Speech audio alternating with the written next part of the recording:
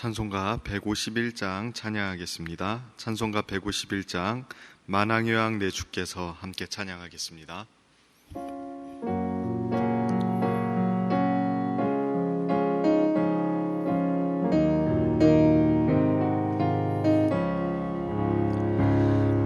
만왕의 왕 내 주께서 왜 고초당했나 이 벌레 같은 날 위에 그 보혈을 였네. 십자가 내가 처음 볼 때에 나의 맘에 큰 고통 사라져 오늘 믿고서 내 눈 밝았네. 참 내 기쁨 영원하도다. 주 십자가 못 박힘은 속죄함 아닌가. 그 긍휼함과 큰 은혜 말할 수 없도다. 십자가 내가 처음 볼 때에 나의 맘에 큰 고통 사라져 오늘 믿고서 내 눈 밝았네. 참 내 기쁨 영원하도다. 늘 울어도 그 큰 은혜 다 갚을 수 없네. 나 주님께 몸 바쳐서 주의 일 힘쓰리. 십자가 내가 처음 볼 때에 나의 맘에 큰 고통 사라져 오늘 믿고서 내 눈 밝았네. 참 내 기쁨 영원하도다. 기도하겠습니다. 살아계신 하나님 아버지, 오늘 또 우리에게 새로운 하루를 열어주시고 하루의 첫 시간 기도의 자리로 나아가게 하시니 감사합니다. 오늘 또 주님의 은혜를 간구하는 마음으로 주 앞에 나아가오니 이 시간 우리에게 은혜를 베풀어 주옵소서. 이 새벽 말씀을 들을 때에 마음의 확신과 새 힘을 얻게 하시고 기도 가운데 주님과 깊은 교제를 누리며 영혼이 소생케 될 수 있도록 은혜 베풀어 주옵소서. 특별히 하나님, 이 시간 간절한 기도의 제목을 가지고 나온 성도들을 기억하여 주옵소서. 우리는 연약하여 주님을 의지할 수밖에 없사오니 우리를 불쌍히 여겨 주옵소서. 육신의 연약함으로 인하여 구할 때에 낫게 하여 주시고 경제적인 문제로 간구할 때에 하늘의 문을 열고 필요를 채워 주옵소서. 관계의 문제로 구할 때에는 사랑의 풍성함을 베풀어 주시고 가정과 자녀들을 위하여 구할 때 우리를 돌보시고 먹이시는 주의 은혜를 경험하게 하여 주옵소서. 특별히 코로나로 인하여 고생하는 성도들을 기억하여 주시고 무엇보다 마음의 위로와 평안을 더하여 주옵소서. 오늘 이 시간 또한 주의 말씀을 듣습니다. 우리의 마음을 새롭게 하여 주셔서 주님의 말씀을 기쁨으로 받아들이게 하시고 순종하며 살 수 있도록 도와주옵소서. 어디에 있든지 무엇을 하든지 누구를 만나든지 주님께 영광 돌리는 하루가 되게 하여 주옵소서. 모든 것에 감사드리며 예수님의 이름으로 기도드립니다. 아멘. 오늘 하나님께서 우리에게 주시는 말씀은 예레미야 25장 27절부터 38절까지 말씀입니다. 예레미야 25장 27절부터 38절까지의 말씀을 우리 한 절씩 교독하도록 하겠습니다. 25장 27절 말씀 제가 먼저 읽습니다. 너는 그들에게 이르기를 만군의 여호와 이스라엘의 하나님의 말씀에 너희는 내가 너희 가운데 보내는 칼 앞에 마시며 취하여 토하고 엎드려져 다시는 일어나지 말아라 하셨느니라. 그들이 만일 내 손에서 잔을 받아 마시기를 거절하거든 너는 그들에게 이르기를 만군의 여호와께서 말씀하시기를 너희가 반드시 마셔야 하리라. 보라, 내가 내 이름으로 일컬음을 받는 성에서부터 재앙 내리기를 시작하였은즉 너희가 어찌 능히 형벌을 면할 수 있느냐? 면하지 못하리니 이는 내가 칼을 불러 세상의 모든 주민을 칠 것임이라 하셨다 하라. 만군의 여호와의 말씀이니라.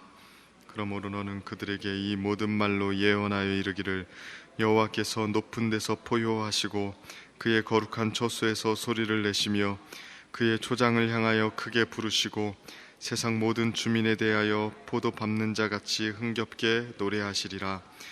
요란한 소리가 땅끝까지 이름은 여호와께서 문 민족과 다투시며 모든 육체를 심판하시며 악인을 칼에 내어 주셨음이라. 여호와의 말씀이니라. 이와 같이 말씀하시니라. 보라, 재앙이 나서 나라에서 나라에 미칠 것이며 큰 바람이 땅끝에서 일어날 것이라. 그날에 여호와에게 죽임을 당한 자가 땅 이 끝에서 땅 저 끝까지 미칠 것이나 그들을 위하여 애곡하는 자도 없고 시신을 거두어 주는 자도 없고 매장하여 주는 자도 없으리니 그들은 지면에서 분토가 되리로다. 너희 목자들아 외쳐 애곡하라. 너희 양떼의 인도자들아 잿더미에서 뒹굴라. 이는 너희가 도살할 흩음을 당할 기한이 찼음인즉 너희가 귀한 그릇이 떨어짐 같이 될 것이라. 목자들은 도망할 수 없겠고 양떼의 인도자들은 도주할 수 없으리로다. 목자들이 부르짖는 소리와 양떼의 인도자들이 애곡하는 소리여 여호와가 그들의 초장을 황폐하게 함이로다. 평화로운 목장들이 여호와의 진노하시는 열기 앞에서 적막하게 되리라. 그가 젊은 사자같이 그 굴에서 나오셨으니 그 호통치시는 분의 분노와 그의 극렬한 진노로 말미암아 그들의 땅이 폐허가 되리로다 하시니라. 아멘. 오늘 이 시간 새벽에 주님의 은혜를 사모하는 마음으로 나온 우리 성도님들에게 하나님께서 은혜 베풀어 주시고 또 기도에 응답 주시기를 축복합니다. 오늘 주신 말씀을 가지고 만왕의 왕이신 하나님이라는 제목으로 함께 말씀 나누기를 원합니다. 오늘 본문의 내용은 어제 본문의 내용과 이어지는 내용입니다. 27절에 보면 너는 그들에게 이르기를 이라고 이야기하고 있는데요, 여기서 그들은 이스라엘 백성들을 가리키는 것이 아니라요 19절부터 26절에 나오는 모든 이방 나라의 왕들과 백성들을 가리키는 겁니다. 19절부터 26절까지 총 24개의 지역의 나라와 왕들과 백성들이 등장을 하는데요, 오늘 본문은 그들을 향한 하나님의 심판의 이야기입니다. 열방을 향한 심판을 통해서 하나님께서 나타내고자 하신 것이 있었던 것입니다. 무엇을 나타내고자 하시는 것입니까? 이스라엘을 심판하시는 이가 온 세상까지도 심판하신다는 사실을 나타내시는 것이죠. 하나님은 이스라엘을 향해서만 심판의 권세를 가지신 분이 아니죠. 모든 열방을 향해서도 심판의 권세를 가지고 계시는 분이라는 것을 오늘 본문을 통해서 천명하고 있는 것입니다. 사실 이러한 하나님의 선언은 당시 사람들에게는 꽤나 이질적인 것이었습니다. 대부분 이방 민족들은 이스라엘이 멸망해 가는 것을 보면서 자신들은 이 하나님의 심판과 아무런 상관이 없다고 생각을 했습니다. 그도 그럴 것이, 당시 사람들은 신을 지역이나 국가와 묶어서 생각을 했기 때문입니다. 한 신은 한 나라나 한 지역을 다스릴 뿐이라고 생각을 했습니다. 그러니 자연스럽게 여호와 하나님은 이스라엘이라는 나라와만 관계된 신이지 자신들과는 아무런 상관이 없다고 생각을 했거든요. 그러다 보니까 이스라엘이 여호와 하나님과의 언약을 어겨서 그들의 신으로부터 버림받고 심판받는 것은 정당하지만 자신들이 여호와 하나님께 심판받는 것은 있을 수가 없는 일이라고 생각했던 것입니다. 자신들은 자신들의 신에게만 잘하면 되지 여호와랑은 아무런 관계가 없다고 생각을 했던 것이죠. 그러나 하나님은 이스라엘을 심판하신 똑같은 이유로 열방을 심판하시겠다고 말씀하셨습니다. 29절 말씀을 보십시오. 보라, 내가 내 이름으로 일컬음을 받는 성에서부터 재앙 내리기를 시작하였은즉 너희가 어찌 능히 형벌을 면할 수 있느냐? 면하지 못하리니 이는 내가 칼을 불러 세상의 모든 주민을 칠 것임이라 하셨다 하라. 만군의 여호와의 말씀이니라. 하나님의 논리가 이렇습니다. 내가 내 이름으로 불리는 저 도성에서부터 재앙을 내리기 시작했는데 너희가 무사히 넘어갈 수 있을 것 같은가?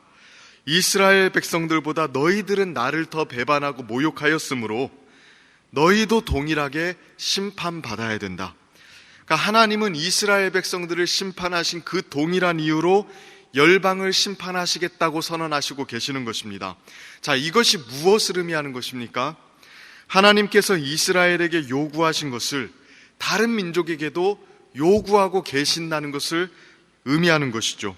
이스라엘의 하나님을 향해서 나타내야 될 의무를 다른 백성들과 다른 민족들, 세계 열강들도 하나님을 향해서 가지고 있다는 것입니다. 그러니까 이스라엘만 하나님의 말씀에 순종해야 되는 게 아닌 것입니다. 온 세상 사람들이 다 하나님의 말씀에 순종해야만 된다는 것입니다. 이스라엘 백성들만 하나님께 예배해야 되는 것이 아닙니다. 온 열방이 다 하나님을 향해서 예배를 드려야 된다는 것이죠. 그러지 않을 경우에 심판하시겠다고 말씀하시는 것입니다. 이방 나라들은 우리가 하나님과 무슨 상관이 있습니까? 우리는 우리의 신에게 충성하고 있습니다. 우리는 당신과 아무런 상관이 없습니다. 라고 말할는지는 모릅니다. 그러나 그들이 어떻게 생각하든 하나님은 세계와 모든 열방을 향해서 예배할 것을 요구하시는 분이시고요. 모든 사람으로부터 영광받기를 원하시는 분이십니다. 우리는 이 본문을 보면서 우리 자신들을 한번 돌아볼 필요가 있습니다. 과연 우리는 하나님을 어떤 분으로 생각하고 있는가? 우리는 진짜 하나님을 온 세계와 열방 가운데 마땅히 예배 받으셔야 되는 분이라고 생각하고 있는가? 단지 하나님을 교회 안내의 신으로 생각할 뿐 열방의 주제자라고 생각하지 못하고 있는 것은 아닌가? 이러한 부분들을 우리가 점검해 봐야 될 것입니다. 그래서 교회라는 반경 안에서는 주의 뜻과 법을 따르지만 세상에서는 세상의 법이 있고 세상의 신이 있으니 세상의 법칙과 세상의 방식에 순응하여 살아가고 있는 것은 아닌지 이 부분을 점검해 볼 필요가 있다는 것입니다. 어쩌면 우리는 우리의 하나님을 너무 작게 보고 있는지도 모릅니다. 주님은 교회의 머리이시고 그의 백성들을 특별하게 통치하시는 분이신 것은 맞습니다. 그리고 이 사실이 우리의 신앙생활에 있어서 굉장히 중요하다는 것도 맞습니다. 그러나 하나님은 교회 안에만 갇히신 분이 아니죠. 교회에서만 예배를 받으셔야 되는 분이 아닙니다. 온 세계와 열방으로부터 마땅히 예배를 받으셔야 되는 분이신 것입니다. 이 사실을 누구보다도 굳게 잡고 나아갔던 자들이 바로 사도들이었고요. 역사적 기독교가 이 사실을 굳게 붙잡고 나갔기 때문에 하나님을 위한 선교의 자리로 나아갈 수 있었던 것입니다.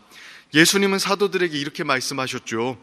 오직 성령이 너희에게 임하시면 너희가 권능을 받고 예루살렘과 온 유대와 사마리아와 땅끝까지 이르러 내 증인이 되리라 하셨습니다.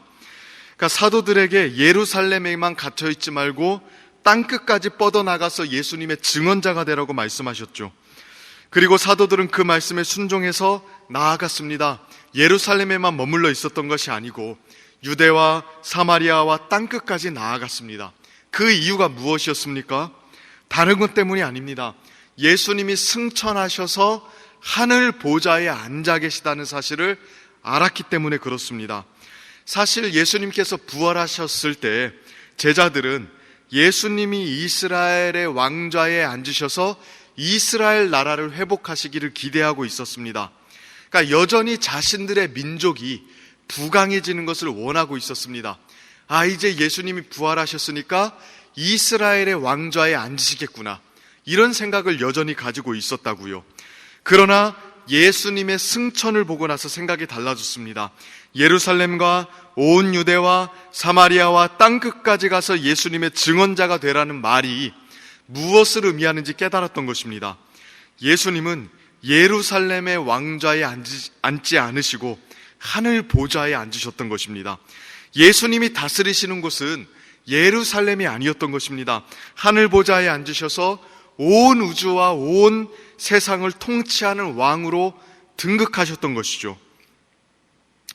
예수님을 예배해야 되는 사람은 단지 교회 안의 사람들이 아니었던 것입니다. 온 열방이 하늘 보좌에 앉아 계신 예수님을 경배해야 됐던 것입니다. 온 세계가 그에게 복종해야 됐던 것이죠. 그가 앉아 계신 보좌가 예루살렘이 아니라 하늘 보좌이기 때문에, 그가 다스리시는 영역이 단지 이스라엘이 아니라 온 우주와 열방과 백성들이었기 때문에, 이 사실 때문에 열방을 향해 나아가 복음을 전한 것입니다. 이방 사람들에게 돌이켜서 주의 보좌 앞에 엎드릴 것을 요청했던 것입니다. 모두가 주를 예배해야 된다는 사실, 주님이 만국의 주인이 되어야 된다는 사실, 이 사실로 인해서 세계 선교가 이루어졌던 것이죠. 그러나 지금 우리는 어떻습니까? 모든 열방이, 모든 영역이 주님을 찬양해야 되고 모든 사람들이 주님을 예배해야 된다는 이 책임감을 가지고 있습니까? 주님이 교회의 머리이실 뿐만 아니라 온 세상을 다스리는 보좌에 앉아 계심을 믿고 온 세상을 주님을 향한 예배로 초대하고 있습니까? 또한 더 나아가서 오늘 본문에 언급한 것처럼 마땅히 하나님을 예배하지 않는 것에 대해서 하나님께서 반드시 심판하실 것이라는 사실을 알고 있습니까? 우리가 이 사실을 놓치면 안 됩니다. 이 사실을 놓치면 기독교 신앙이 축소됩니다. 주중을 위한 활동에서 주일로 축소되고요, 온 세계와 열방에서 고작 개인의 내면으로 쪼그라들기 시작합니다. 이러한 현상은 지금 우리의 시대에 너무나도 많이 나타나고 있고요, 그러다 보니까 기독교 신앙의 공적인 능력이 사라지고 일터와 가정에서 모든 영역에서 주님이 주되심이 나타나지 않고 있는 것 아닙니까? 그리고 기독교인들 역시 자신감을 잃어버리고 있습니다. 묘한 열등감을 가지고 살아가고 있다고요. 그러므로 오늘 본문을 통해서 우리 자신들을 한번 재점검해 봤으면 좋겠습니다. 우리 안에 축소된 하나님이 아니라 온 열방의 주인이신 하나님, 온 열방 가운데 마땅히 예배 받으셔야 되는 그 크신 하나님을 우리가 믿고 따르고 있음을 깨닫고 다시 한번 넓고 높은 신앙의 포부를 회복했으면 좋겠습니다. 그러한 하루를 살아간 우리 성도님들 되기를 주님의 이름으로 축복합니다. 이 시간 함께 같이 기도하도록 하겠습니다. 이 시간 기도하실 때에 주님, 우리에게 은혜 베풀어 주셔서 온 열방과 온 우주와 세상을 통치하시는 하나님의 크심을 보게 하시고 그 하나님의 크심에 맞게 넓은 가슴과 또 전 세계적인 신앙을 가지고 선교적인 삶으로 나아갈 수 있도록 해달라고 기도합시다. 우리의 일터에서 또 우리의 가정에서 우리의 모든 삶의 영역에서 하나님을 예배하고 또 마땅히 하나님께서 예배 받으시도록 일하는 우리 성도들이 될 수 있도록 기도했으면 좋겠습니다. 또 교회를 위해서 기도해 주십시오. 주님의 몸된 교회가 주님의 크심을 바라보며 이 선교적인 사명들을 잘 감당할 수 있도록 해달라고 기도하시고, 또 특별히 준비 중인 양육훈련을 위해서 기도해 주시되 온 성도들이 거룩을 향한 열망을 가지고 예수 그리스도를 향한 장성한 분량에까지 이르기까지 쉬지 않고 전력하는 우리가 될 수 있도록 해달라고 기도해 주시길 바랍니다. 나라와 민족을 위해서 기도해 주십시오. 코로나 사태가 참 어려워지고 있고 심각해지고 있는데 하나님 우리를 불쌍히 여겨주셔서 우리에게 은혜를 베풀어 주시고 안정과 평화를 주시도록, 또한 이 모든 시국 속에서도 조국교회가 주님의 은혜 안에 더욱더 굳건하게 설 수 있도록, 예배가 더욱더 견고하게 설 수 있도록 기도해 주셨으면 좋겠습니다. 이 시간 주신 말씀 가지고 또 우리 교회와 나라와 민족을 위해서 함께 기도하실 때에 우리 주여 한번 간절하게 부르짖으며 하나님 앞에 나아가도록 하겠습니다. 주여, 하나님 아버지, 오늘도 하나님 주께서 주시는 은혜 붙잡고 나아갑니다. 온 열방과 온 세계 가운데 예배 받으시기